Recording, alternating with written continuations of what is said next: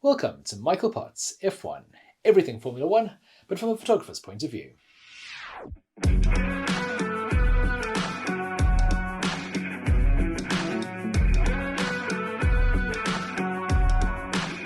Car launches. It's that time of year where teams get to show off their new liveries for the new season. It's a chance for us to see what colours the teams will be racing in this year. Also a chance for us to see the new drivers in their new team kits. And it's a chance for us to debate which team has the sexiest car, which is obviously by far the most important part of Formula One. While that is super exciting, it does come with a massive caveat. Most teams aren't going to show us anything special. They're not going to show their hand this early in the season. We're going to have to wait until the first test in Bahrain to see anything meaningful. In fact, 3 teams have actually confirmed that all they're going to do is have livery launches. So you can expect them having this year's colours on last year's cars. Those are Haas, Williams and Alfa Tauri. But even with this limited reveal, there's still quite a lot of things to look out for. And in this vlog, I'll go through each team and let you know what you should be looking out for when the launches happen. Haas have stolen the march on everyone, being the first team to reveal on the 31st of January, followed by Red Bull, and the fanfare ends with Alpine on the 16th of February. Haas are the first team to show off their livery, and they've done this quite deliberately. They left their date announcement quite late to make sure that they pipped all the other teams to being first. There's a lot of advantages about being first. You get a lot of press attention, and they have a few days before Red Bull launch theirs, and that'll hopefully give them a lot of column inches. There is a lot to show off. They have a new title sponsor, MoneyGram, as well as a new driver, Nico Hülkenberg. As MoneyGram is the title sponsor, I'd expect them to define how the car is going to look. And I'm sure Haas would like to make a visual break from the Uralkali sponsorship that gave us the white, red and blue car. It's going to be interesting to see how big a split this will be, because MoneyGram is predominantly red and white. The launch teaser video had a lot of black in it, which might be a hint of what's to come. This is quite a significant launch. This is Haas repositioning themselves. They've now got a host of very good sponsors, and they've got 2 very talented, experienced drivers. With MoneyGram, they hopefully have a serious strategic partner that can help them through the next few years. On February the 3rd, Red Bull are going to be launching their car in New York. And this has been teased up as quite a large, quite a glamorous car launch. It kind of harks back to the days when car launches were huge spectacles. Think back to 1997, where the Spice Girls launched the new McLaren. But the intriguing things with the Red Bull launch will not so much be what will the livery look like, because Red Bull are fairly fixed in the design that they go for. They've got a fairly established visual iconography. They do make some amazing custom liveries, and I know so many people wish that they raced more with those because they're gorgeous. I don't think they're going to be showing us any amazing aerodynamic features.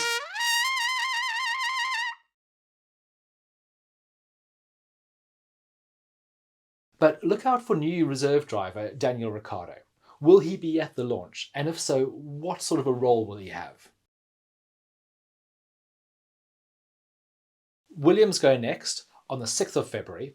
They have a new driver, Logan Sargent, and they have a new team principal, James Vowles, coming over from Mercedes. I'm particularly looking forward to this one because I've heard a rumour that Gulf Oil will be Williams' new title sponsor, and I'm really hoping this car runs the iconic Gulf Oil livery. It's one of the most gorgeous liveries in motor racing, and if Williams can get it right, that will be incredible. Williams are just doing a livery reveal, so we're not expecting anything in terms of aerodynamic secrets being released. Alfa Romeo launched the following day on the 7th. And this is the last year of Alfa Romeo's sponsorship of the Sauber team. So you can expect something quite spectacular. It's been 100 years since Alfa Romeo have been involved in Grand Prix racing, and I'm really expecting to see something special in this livery. The team have a new CEO in Andreas Seidel coming over from McLaren, and it's the start of their transition to becoming Audi. So keep an eye out for any signs of movement in that direction. The team started very well last year, but dropped off towards the end of the season. So it's going to be interesting to see if they've made any significant changes to try and bring themselves back up the pecking order. On the 11th of Feb, we see what Alfa Tauri has to offer. This is the 4th year the team's been running as Alfa Tauri. Generally, they've been running variations of their sort of dark grey, blue and white livery. I expect to see a similar thing this year. Their liveries are generally very beautiful, very iconic, very bold, and I expect to see something similar again this year. They have a new driver in Nick de Vries, and it's going to be interesting to see the dynamic between him and Yuki Tsunoda. Already, there are a lot of questions about who is going to be the team leader. Yuki is far more experienced in the team, but Nick is older and he's a Formula E champion. The 13th is a bumper day of car launches. We have two. First, Aston Martin.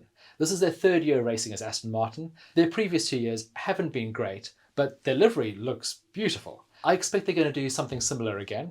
And why would you change? It is a gorgeous livery.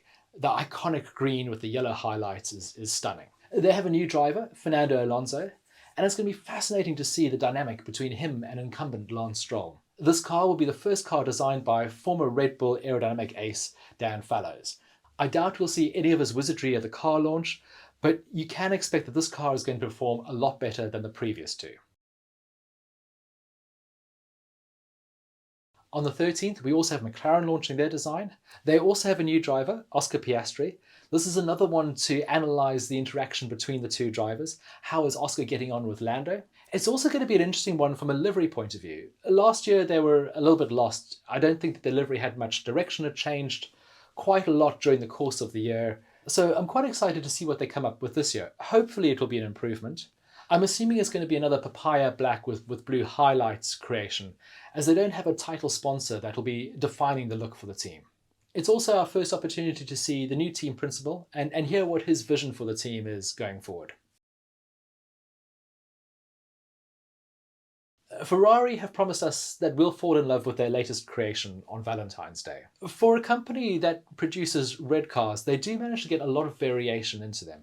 There's often some very clever reference to a previous iteration of Ferrari or some historical event inside Maranello.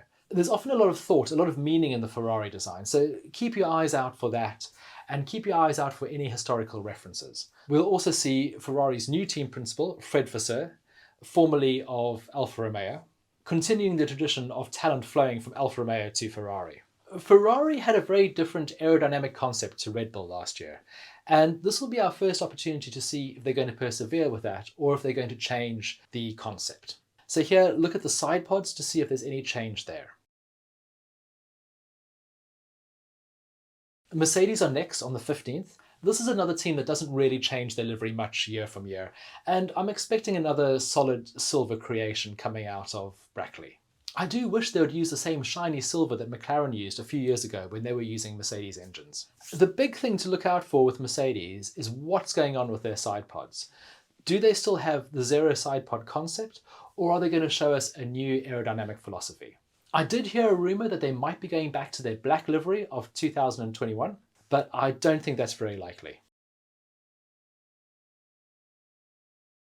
And Alpine are our final team to launch on the 16th. It's often quite good to be the last team because you'll get quite a lot of column inches before the season starts. Their biggest challenge is going to be how to marry their title sponsor's primary colour, which is pink, and their corporate colours, which is electric blue. Last year they ran a completely pink car for 2 races as a special livery, and then they reverted to a sort of blend of the two, which I don't think worked as well as it could have.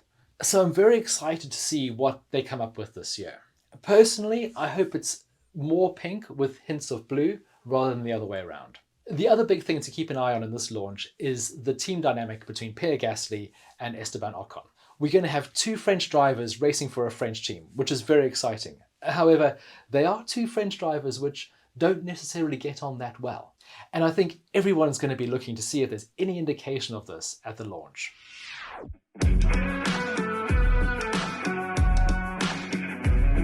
Thank you for watching my preview of the livery launch. Which team do you think is going to surprise us the most? And which team are you looking forward to seeing the most? Please let me know in the comments below who you think is going to have the best looking car for 2023. If you've enjoyed this, please do like and subscribe. And until the next one, goodbye.